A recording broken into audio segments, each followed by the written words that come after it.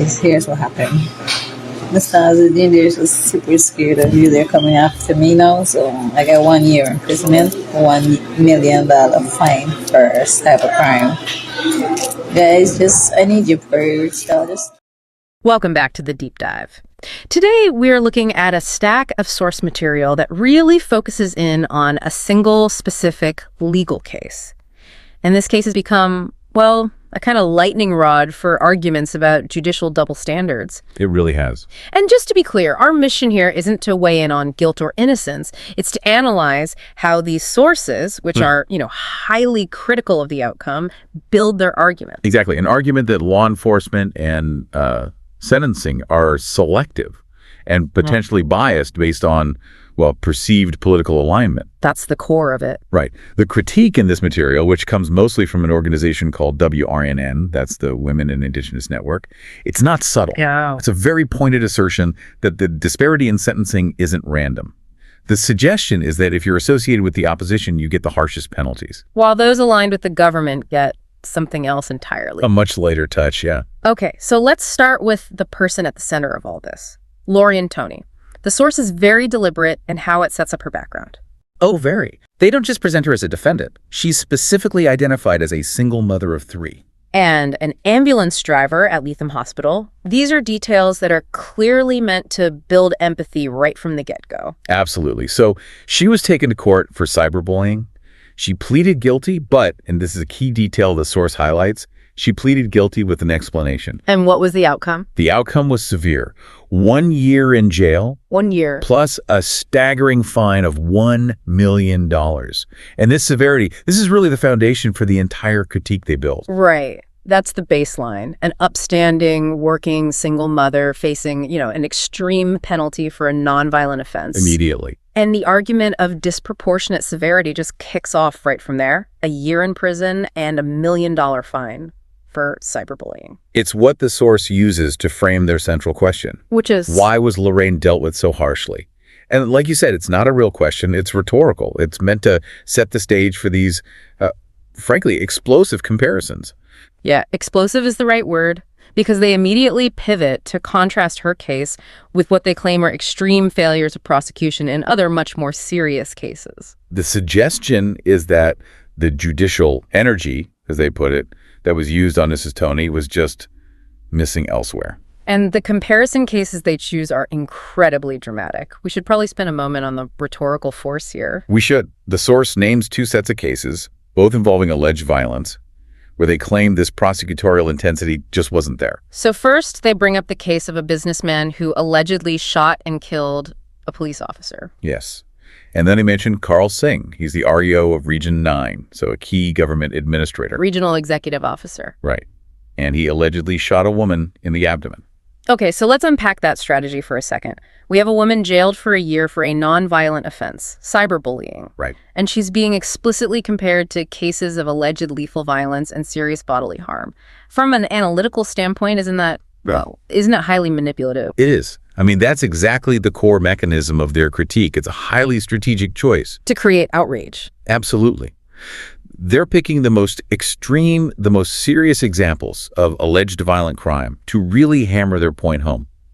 They're willing to risk being called manipulative because the shock value serves their larger political goal. And that goal is to say, what? They're saying, look, the judiciary has the power to deliver this massive life-altering sentence for a nonviolent political critique. But when it comes to actual alleged violence against citizens or police, that same intensity is just nowhere to be found. It's gone. So the implied message becomes that justice isn't about public safety or the severity of the harm. It's about punishing specific political targets. Exactly. It creates this narrative that the system's priorities are completely inverted, that political compliance is prioritized over handling violent crime. And the $1 million fine, in that context, it's not just a punishment. No. For an ambulance driver, a single mother, it's an economic weapon. It's designed to financially crush her and, serve as a warning to anyone else associated with the opposition. That really deepens the analysis. But then the source shifts gears. It moves away from comparing her case to violence and starts comparing it to other cybercrime cases. Right. And this is where the political accusation really solidifies. How so? Because they're no longer comparing apples to oranges. So, cyberbullying to violence.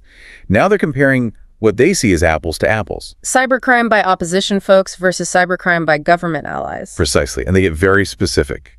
The source directly names Jennifer Alley and someone known as Guyanese Critic. And the allegation. That they were, and I'm quoting here, breaking every cybercrime rule possible, and they continue to. Sure. But according to the source, they face none of the same consequences as Ms. Tony.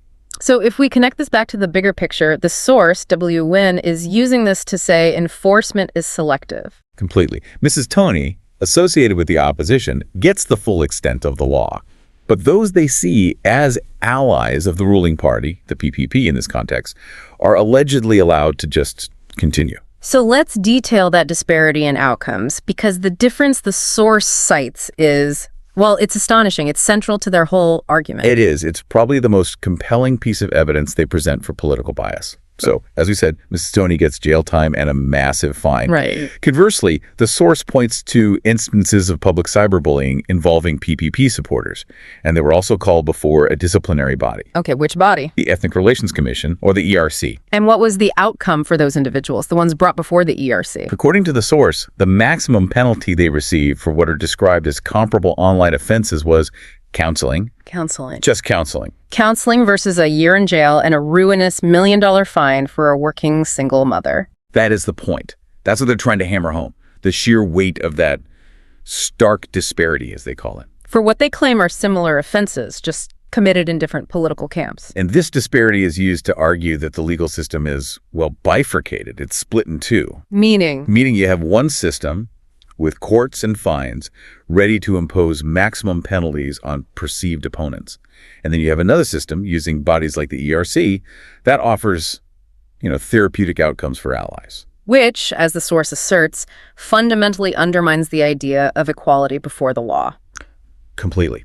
So that raises a big question. What is the underlying message here beyond just this one case? It feels like they're using Lorain Tony's situation as more than just an argument for her. It's like a political barometer. It's absolutely a litmus test. That's how they frame it. They're asking, how does the state treat someone who isn't powerful, who's associated with a critical group, compared to how it treats powerful people or government allies? And the source argues that the difference they see proves the justice system's impartiality is, well, severely compromised. Exactly. And they don't just point out the problem. They outline what Wynn is actually doing about it. Right. There's a call to action.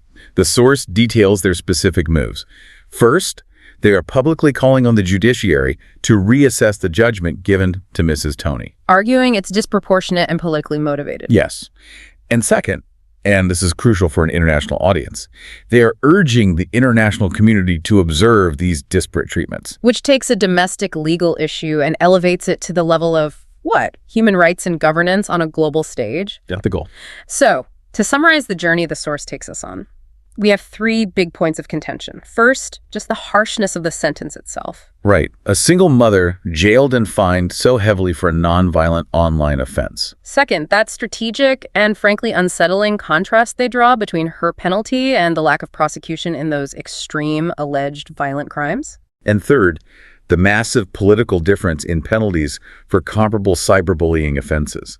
One camp gets jail and a crippling fine, while the other, according to the source, gets counseling from a body like the Ethnic Relations Commission. It's a comprehensive, 3-pronged argument, all designed to demonstrate a judicial double standard. And what's so fascinating is how they carefully curate the details. The sympathetic figure, the devastating fine, the comparison to something almost negligible like counseling.